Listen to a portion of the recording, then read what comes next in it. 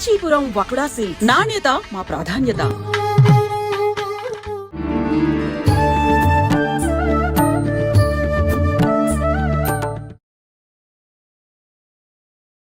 నమస్కారం, welcome to I dream. ధర్మ మార్గం విత్ విజిత కార్యక్రమానికి స్వాగతం.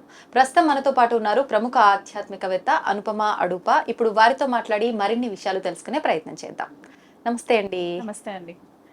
అయితే షష్టగ్రహ కూటమి మనకు మార్చి మాసంలో వచ్చే 29వ తారీఖున షష్టగ్రహ కూటమి అని చెప్పి, అదే రోజున సూర్యగ్రహణము అని చెప్పి, అమావాస్య కూడా ఉంది అని చెప్పి అంటున్నారు. వాస్తవమేనో కాదో మరి. మొత్తానికి అంటే మామూలుగానే షష్టగ్రహ కూటమి 6 గ్రహాల కలయిక అనేది చాలా బీభత్సాన్ని సృష్టించబోతుంది అని చెప్పి కొంతమంది చెప్పడం జరుగుతోంది.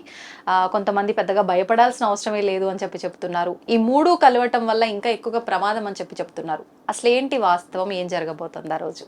ఓకే, ఫస్ట్ ఆఫ్ ఆల్ మనకి ఉగాది శుభాకాంక్షలు ప్రేక్షకులందరికీ కూడా.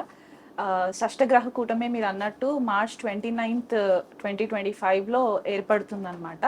షష్టగ్రహ కూటమి అని మనకి వేదిక్ జ్యోతిష్యం ప్రకారం చూసుకుంటే 6 గ్రహాలు కలయిక జరుగుతుంది మీనరాశిలో. కాకపోతే అక్కడ మనకి ఔటర్ ప్లానెట్స్ అని చెప్పి ఉంటాయి అన్నమాట. నెప్ట్యూన్, ప్లూటో అండ్ యురేనస్ అని చెప్పి. ఇవి మనం ఎక్కువ మట్టుకు వేదిక్ జ్యోతిషంలో మనం కన్సిడరేషన్ లోకి తీసుకోము. కాకపోతే ఇక్కడ నెప్ట్యూన్ ఆల్రెడీ మీనరాశిలో సంచారం జరుగుతుంది. ఈ 3 గ్రహాలు ఏంటంటే దీర్ఘకాలికంగా సంచారం జరుగుతూ ఉంటుంది అనమాట. మనం శనినే 2.5 years సంచారం అని అనుకుంటూ ఉంటాము. కాకపోతే ఈ 3 గ్రహాలు నేను చెప్పినవి ఏంటంటే ఇంకా చాలా ఎక్కువ లెంత్ లో సంచారం జరుగుతూ ఉంటుంది. సో ఈ 3 గ్రహాల యొక్క కలయిక అంటే డిఫరెంట్ హౌసెస్ లో ట్రాన్సిషన్స్ జరుగుతున్నాయి. కాకపోతే ఏంటంటే నెప్ట్యూన్, యురేనస్ అండ్ ప్లూటో ఇవి మాత్రం మనకి జనరేషన్స్ గా మనకి కొద్దిగా చేంజెస్ తీసుకొచ్చే గ్రహాలు అనమాట. సో ఇప్పుడు నెప్ట్యూన్ మీనరాశిలో ఉండడము, ఈ షష్టగ్రహ కూటమి 6 గ్రహాలు కూడా మీనరాశిలో కలయిక జరగడము, అండ్ సూర్యగ్రహణం మనకి జనరల్ గా అమావాస్య రోజే సూర్యగ్రహణం ఏర్పడుతుంది. రవి చంద్రులు కలయిక జరిగినప్పుడే సూర్యగ్రహణం జరుగుతుంది. కాబట్టి అవును, ఆ రోజు సూర్యగ్రహణం కూడా ఉంది, అమావాస్య కూడా ఉంది, ఉగాది ఆ రోజే స్టార్ట్ అవుతుంది, అండ్ శని కూడా ఆ రోజే మీనరాశిలోకి కుంభరాశిలో నుంచి సంచారం అన్నమాట. సో ఈ 2 days మనకి కొద్దిగా ఇంపాక్ట్ ఉంటుంది. మార్చ్ 29th ఒకటి, 30th ఒకటి అన్నమాట. కాకపోతే ఏదైతే మనకి బయట బీభత్సాలు సృష్టిస్తాయి అని చెప్పేసి అనుకున్నది ఆ రోజు స్పెసిఫిక్ గా జరగాల్సిన అవసరం లేదు. ఇది గ్రహాలు ఒకసారి ఎంటర్ అయిన తర్వాత ఆ ఎనర్జీస్ అన్ని కొద్దిగా కల్మినేట్ అవ్వడానికి టైం పడుతుంది. కాబట్టి దాని యొక్క ఎఫెక్ట్స్ ఒకటే రోజు కనిపించకుండా మెల్లిమెల్లిగా స్టెప్ బై స్టెప్ కనిపించే ఛాన్సెస్ ఉంటాయి. కానీ దానివల్ల ఏంటో ప్రకృతి వైపరీత్యాలు వచ్చేస్తాయి, ఇంకా చాలా చేంజెస్ వస్తాయి అని చెప్పేసి అనుకోవడంలో భయపడాల్సిన పని లేదు. నేను పర్సనల్ గా ఎలా ఫీల్ అవుతానంటే, చేంజ్ అనేది మనం వెల్కమ్ చేయాలి. చేంజ్ వచ్చిన తర్వాతే మనలో చాలా కొత్త మార్పులు వస్తూ ఉంటాయి, పాత విషయాలు కొన్ని ఎండ్ అయిపోతూ ఉంటాయి. కాబట్టి ఆ వెల్కమ్ ని మనము చేంజ్ ని వెల్కమ్ చేయకపోతే ఎక్కడున్న వాళ్ళం అక్కడే స్టక్ అయిపోతాము అనే ఒక కాన్సెప్ట్ నేను బిలీవ్ చేస్తాను అనమాట. Change is inevitable. కాబట్టి సో ఈ షష్టగ్రహ కూటమి మనకి 6 గ్రహాల కలయిక మీనరాశిలో, అందులో ఎక్కువ మట్టుకు మనకి ఉత్తరాభాద్ర నక్షత్రము ఎక్కువ ఇన్ఫ్లుయెన్స్ అయ్యే ఛాన్సెస్ కనిపిస్తున్నాయి అన్నమాట. ఓకే, అంటే వారిపై ఎక్కువ ప్రభావం ఉంటుందా? ఉత్తరాభాద్ర వాళ్ళకి కొంచెం ఇంకెక్కువ ఎఫెక్ట్ ఉండేది కనిపిస్తుంది. పూర్వభాద్ర అండ్ రేవతి కూడా ఉంటాయి. కాకపోతే ఎక్కువ మనకి ఈ నక్షత్రం వాళ్ళకి చేంజెస్ కొంచెం ఇంటెన్స్ గా ఉంటాయి అన్నమాట. రవి, చంద్రుడు, శుక్రుడు ఉచ్చలో ఉండి రెట్రోలో ఉన్నారనమాట ప్రజెంట్. బుధుడు కూడా రెట్రోలో ఉంటారు ఇప్పుడు. అండ్ శని ఎంటర్ అవుతారు అక్కడే. రాహు ఆల్రెడీ అక్కడే ఉన్నారు. కాబట్టి ఈ షష్టగ్రహ కూటమి అండ్ నెప్ట్యూన్ కూడా కలిసి ఉంటుంది. కాబట్టి సప్తగ్రహ కూటమి అని అనుకోవచ్చు కాసేపటికి. తర్వాత ఈ ప్లానెట్స్ అన్ని ఒక ఆస్పెక్ట్ వచ్చేసి మనకి కన్యారాశి పైన పడుతుంది. ఎందుకంటే మీనరాశికి ఆపోజిట్ లో ఉండేది కన్యారాశి. కన్యారాశిలో కేతు ఆల్రెడీ అక్కడే ఉన్నారు. అండ్ కన్యారాశి ఎక్కువ ఇంపాక్ట్ అవుతుంది. చాలా మంది ఏంటంటే మీనరాశిలో షష్టగ్రహ కూటమి జరుగుతుంది, మీనరాశి గురించే మాట్లాడుతున్నారే తప్ప కన్యారాశిని నెగ్లెక్ట్ చేస్తున్నారు అనమాట. అందరూ అని చెప్పను, కొంతమంది. సో వాస్తవానికి చాలా వరకు ప్రతి ఒక్కరు మాట్లాడింది మీనరాశిలో, కాబట్టి మీనరాశి వారికి ప్రభావం అనే చెప్పడం జరిగింది. సో కన్యారాశిలో కేతు ఉండడము అండ్ ఇప్పుడు కుజుడు కూడా ఆల్మోస్ట్ మళ్ళీ వక్రీగతిలో నుంచి బయటికి వచ్చేసి కర్కాటక రాశిలోకి సంచారం జరగడం మనకి April 7th జరుగుతుంది. ఓకే. సో ఆయన కూడా లాస్ట్ డిగ్రీస్ మిథున్ రాశిలో ఉంటారన్నమాట. సో మిథున్ రాశి నుంచి కన్యా రాశి పైన తన ఆస్పెక్ట్ పడుతుంది, చతుర్థ ఆస్పెక్ట్ పడుతుంది కుజుడికి. గురుడు ఆల్రెడీ వృషభ రాశిలో సంచారం జరుగుతూ మృగశిర నక్షత్రంలో ఉంటారు. ఆయన పంచమ దృష్టి కన్యా రాశి పైన పడుతుంది. ఈ షష్ఠ గ్రహాల దృష్టి మొత్తం కూడా మళ్ళీ కన్యా రాశి పైన పడడం అంటే ఆల్మోస్ట్ 9 గ్రహాల వీక్షణ కన్యా రాశి పైన పడుతుంది, కేతు పైన పడుతుంది అనమాట. సో ఇక్కడ ఇంపాక్ట్ ఎక్కువ మట్టుకు మీనరాశి ఒక ఎక్స్టెంట్ కి ఇంపాక్ట్ అవుతాయి. ఇక్కడ కన్యా రాశి వాళ్ళు కూడా ఇంకెక్కువ స్థాయిలో ఇంపాక్ట్ అయ్యే ఛాన్సెస్ మనకు కనిపిస్తాయి. సో మనకి జనరల్ గా శాస్త్ర ప్రకారం ఏం చెప్తారంటే కన్యా రాశి మనకి నైసర్గిక కాలపురుష కుండలిలో ప్రారబ్ధ కర్మాని కూడా మనకి విశ్లేషణలోకి తీసుకుంటారనమాట. ఎందుకంటే అది మనకి షష్ఠ భావం అవుతుంది. సో షష్ఠ భావం మనకి ప్రారబ్ధ కర్మాని రిప్రజెంట్ చేస్తుంది. అంటే మనం గతంలో చేసిన కర్మలన్నీ కూడా ఇక్కడ అకౌంట్ లోకి వస్తాయి. ఈ మీనరాశికి వచ్చేసరికి ఏంటంటే మోక్ష త్రికోణము గురు స్వక్షేత్రం అవుతుంది. సో దాని వల్ల ఏంటంటే మనకి ఏదైతే ప్రారబ్ధ కర్మాలు ఇప్పటి వరకు మనం ఫేస్ చేస్తూ వచ్చామో ఈ షష్టగ్రహ కూటమి తర్వాత ఒక ట్రాన్స్ఫర్మేషన్ జరిగే ఛాన్సెస్ కనిపిస్తూ ఉంటాయి. ఓకే, ఎలాంటి? ఇది పర్సనల్ లెవెల్లో ట్రాన్స్ఫర్మేషన్స్ కనిపిస్తాయి, గ్లోబల్ లెవెల్లో కూడా ట్రాన్స్ఫర్మేషన్స్ కనిపిస్తాయి. ఇది వరకు ఏదైతే ట్రెండ్ ని ఫాలో అవుతూ వస్తున్నామో ఆ ట్రెండ్ కొద్దిగా చేంజెస్ లోకి గురి అయ్యే ఛాన్సెస్ కనిపిస్తాయి. అంటే ఒక అలవాట్లు మనం ఏవైతే చేసుకుంటూ వచ్చామో అలవాట్లు కట్ అయిపోవడము, రిలేషన్షిప్స్ లో కొద్దిపాటిగా ఇండివిజువల్ జన్మ జాతకాల దగ్గరకు వచ్చినప్పుడు మనకి ఎవరితోటైతే సరిగ్గా పడకపోవట్లేదు, కొద్ది కాలంగా మనం ఇబ్బందులు పడుతున్నాం అనుకున్న రిలేషన్స్ కొద్దిపాటిగా చేంజెస్ రావడము, ఇలాంటివి కొన్ని జరిగే ఛాన్సెస్ కనిపిస్తాయి.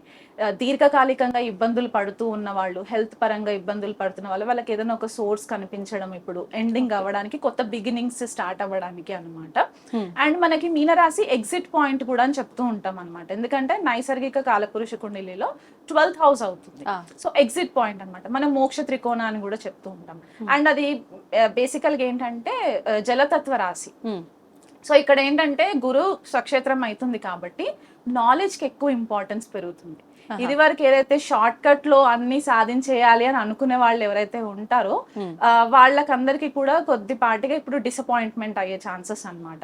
ఎందుకంటే రాహు సంచారం మీనరాశిలో ఒక 18 months నుంచి అక్కడే సంచారం జరుగుతున్నప్పుడు మనం చూసుంటాం ఏంటంటే చాలా మంది స్పిరిచువలిస్టులు బయటికి రావడము, అస్ట్రాలజర్స్ బయటికి రావడము, ఇవన్నీ కూడా జరుగుతూ వచ్చాయి. ఒక మాయలో పెట్టేస్తూ వచ్చేసారు అనమాట. సో ఇప్పుడు ఎప్పుడైతే శని ఎంటర్ అవుతారో మీనరాశిలోకి ఇవన్నీ కొద్దిగా కట్ అవుతాయి. చాలా మట్టుకు ఇంటర్నేషనల్ ఫారెన్ ట్రేడింగ్ లో కూడా టర్మ్స్ అండ్ కండిషన్స్ చేంజ్ అవుతాయి. జియోపొలిటికల్ ఇష్యూస్ లో చేంజెస్ వస్తాయి. కంట్రీస్ టు కంట్రీస్ ఏవైతే మనకి అగ్రిమెంట్స్ ఉంటాయో అగ్రిమెంట్స్, కాంట్రాక్టుల్ అగ్రిమెంట్స్ లో కూడా చాలా చేంజెస్ వస్తాయి. ఇంపోర్ట్ ఎక్స్పోర్ట్ బిజినెసెస్ లో కూడా చాలా చేంజెస్ వస్తాయి. అంటే ఏ కంట్రీ వాళ్ళు వాళ్ళ కంట్రీ పబ్లిక్ కి ఎక్కువ ఇంపార్టెన్స్ ఇవ్వడం అనేది మనకి కనిపిస్తూ ఉంటది అనమాట. ఇది March 29th రోజే జరుగుతుందా అంటే అలా జరగదు. ఎప్పటి వరకు ఉంటుంది ప్రభావం? దీని ఎఫెక్ట్ మనకి దాదాపుగా ఒక 6 to 8 months వరకు ఉంటుంది. అండ్ ఎందుకంటే మళ్ళీ రాహు కూడా బయటికి వచ్చేస్తారు. ఆ షష్టగ్రహ కూటమి 2.5 days వరకు మనకి ఎఫెక్ట్ ఉంటుంది. తర్వాత పంచగ్రహ కూటమి అవుతుంది. ఎందుకంటే చంద్రుడు బయటికి వచ్చేస్తాడు 2.5 days తర్వాత.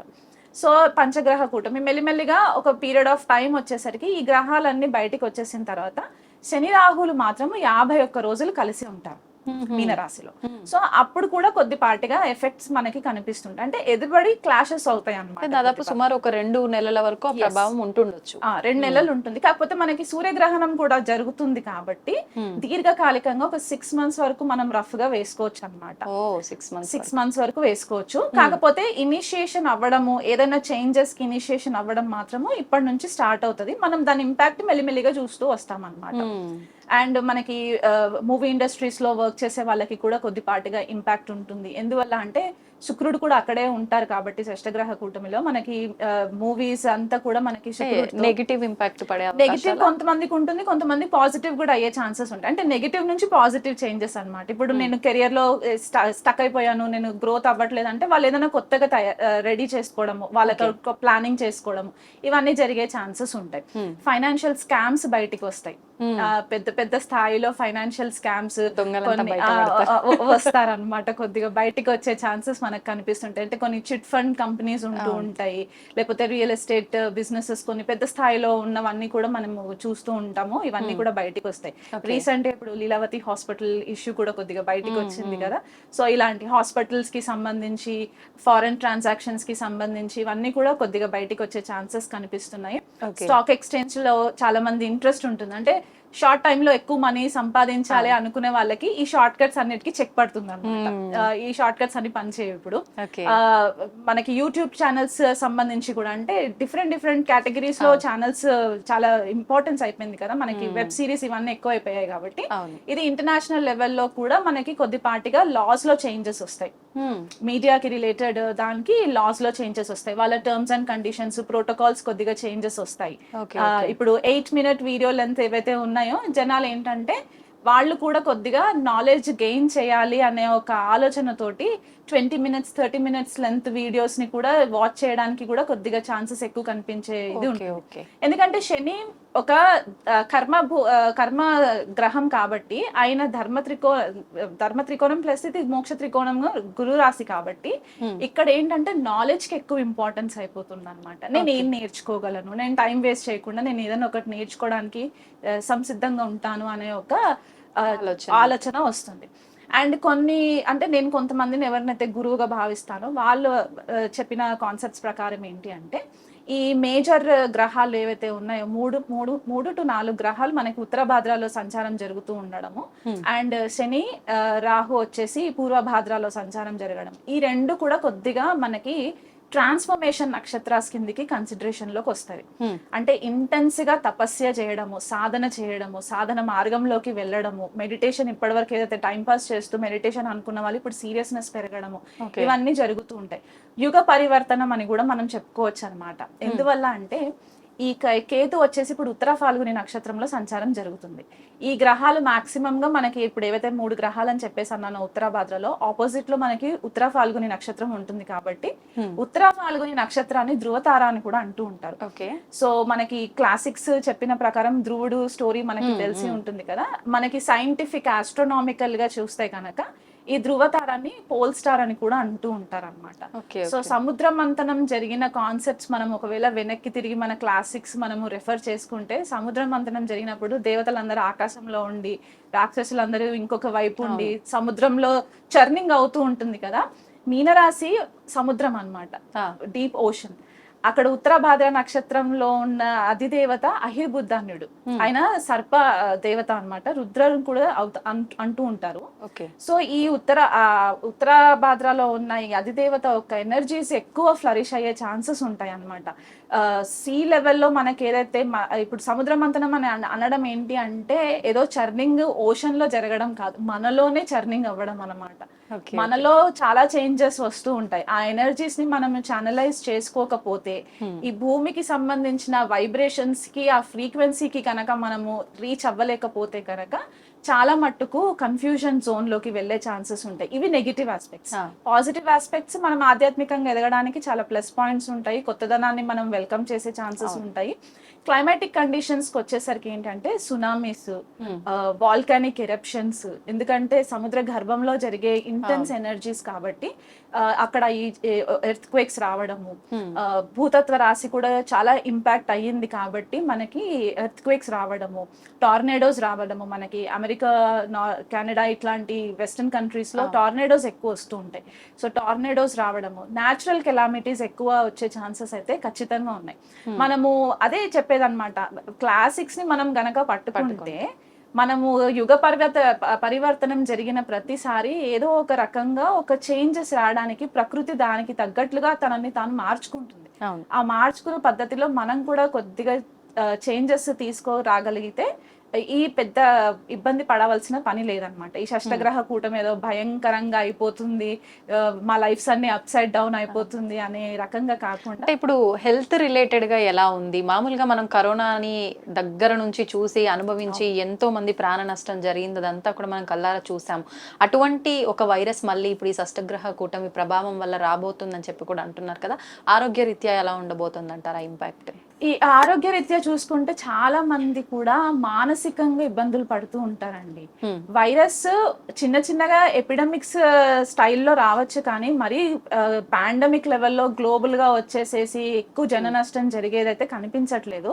ఎందుకంటే మనకి కేతు కొద్దిగా ఇంపాక్ట్ కనిపిస్తున్నా కూడా మనం వైరసెస్ కి కేతుని కన్సిడర్ చేసుకుంటాము.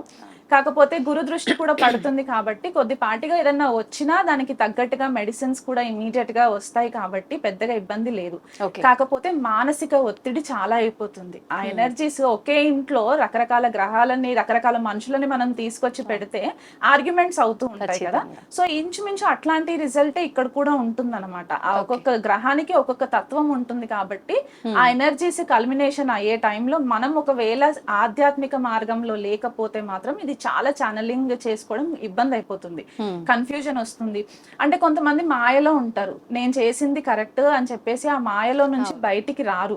సో అలాంటి వాళ్ళకి ఇంపాక్ట్ ఎక్కువ ఉంటుంది, ఎందుకంటే వాళ్ళు ఒక డైరెక్షన్ లో వెళ్ళాలి అని అనుకుంటూ ఉంటారు, అది వాళ్ళకి వర్కౌట్ డిస్టర్బ్ అవుతారు. సో అక్కడ మానసికంగా ఇబ్బంది పడుతూ ఉంటారు. చిన్నపిల్లల విషయంలో కొద్దిగా కేర్ తీసుకోవాలి పేరెంట్స్. చిన్నపిల్లల విషయంలో కొద్దిపాటిగా వాళ్ళకి డిప్రెషన్ లోకి వెళ్ళే ఛాన్సెస్ ఉంటాయి. ఎస్పెషల్లీ టీనేజ్ స్టూడెంట్స్ ఎవరైతే ఉంటారో మానసిక ఒత్తిడి చాలా ఎక్కువైపోయి కొద్దిపాటిగా సూసైడల్ టెండెన్సీస్ కూడా వచ్చే ఛాన్సెస్ ఉంటాయి. పిల్లల విషయం ఎక్కువ విద్యార్థులు అనుకోవచ్చా, స్టడీ అనుకోవచ్చు. అటువంటి వారి విషయంలో జాగ్రత్తగా ఉండాలి.